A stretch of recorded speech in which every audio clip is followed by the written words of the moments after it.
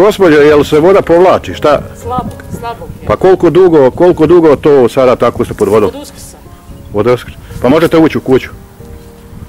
Ja trenutno mogu. Jel to? Moja čerka, ovo je čerka, ovo je komšija, ovo ima dole kuću, ima vikendici, zemlju, pa ide kao auto na vidim. Ona kuća vidim tamo ima daske. Ovo je moj djevjer, moj pokojnog brata. Da, vidim ima daske, ne može ući. Da, tu živi moja djevjera.